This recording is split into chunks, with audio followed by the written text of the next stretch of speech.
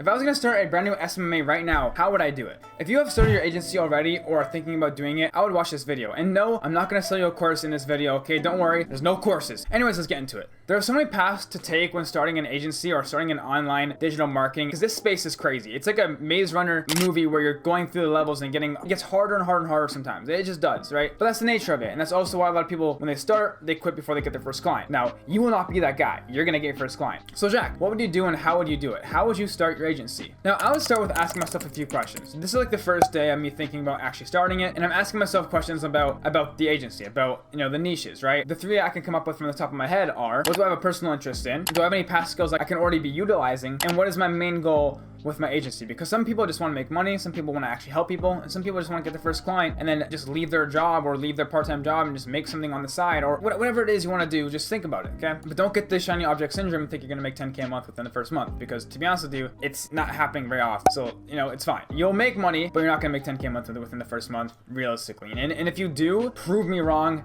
And I'll be happy if you can do that, because the whole point of this video is to help you. A big follow-up question to these though are, what problem can I solve within a specific niche? This is kind of where your interest comes in and your past skills come in, if you have past skills. If you don't worry, you can get the skills, you can learn the skills. But if you have a personal interest, you can kind of start a problem-solving service within that interest if you have. It can kind of keep your motivation levels at a higher, because you're already interested in it. Second thing I do though is I take action as soon as possible. After that researching, learning stage, I'm going into the action. I'm probably gonna do outreach on the first day, me wanting to start an agency, right? You can do your logo, your name, and things like that, but I would honestly go into your offer. Go into an offer and into a service that you can sell instantly. Like, you can get your first client hopefully as soon as possible, because that's the whole goal. Once you get money in, that's when things get very, very good and very, very real. But think about it. What kind of outreach am I gonna do though? If you got a niche already in mind, think about, is it Instagram DMs? Is the best avenue emails? Is the best avenue cold calling? Is it all three? Is it LinkedIn? Just kind of think about it that way, because not every niche is a Facebook outreaching niche, and not everything is good for email. I mean, email is usually like an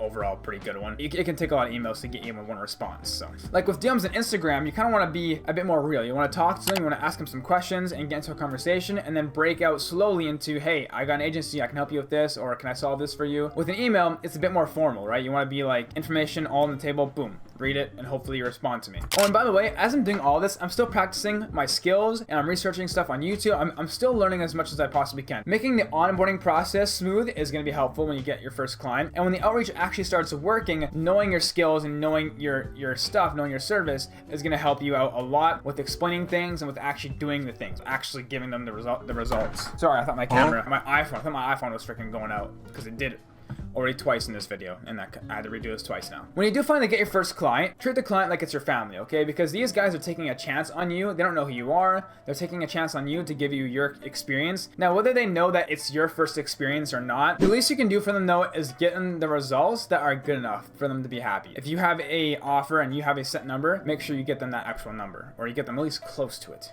Also, again, make the onboarding smooth. Like, get them their information that they need and get them the information that you need from them, okay? Make the onboarding smooth. Now, it's your first client, so it might not be smooth, and that's okay. They're gonna understand that things aren't always that smooth in business. Let them know what's gonna happen and what you need from them. Now, if the ads aren't going well for you, do not worry. Change things. Try new fonts, try new titles, try new colors, try new overall graphics. It's kind of a luck timing thing sometimes with running ads. It really is, but it's also not. You can get a good running ad at any time of the year for the most part, but you have to also try things constantly. This is like a big test phase for you, because honestly, what if you don't want to run an agency? What if you get your first real experience, your first real client, and you're like, hey, I don't really want to do this? That's fine. You got experience, you tried it, and that's better than most people that actually go into this space. Most people don't even get their first client, and that's totally fine. If you go into it and you get your first client, and you don't like it, that's okay. You tried it. You're an entrepreneur. You're doing things, you know? Anyways, before I leave and I talk too fast and I rant, I'm gonna leave, okay? Stay consistent and good things will come from it. I promise it will. It happened to me.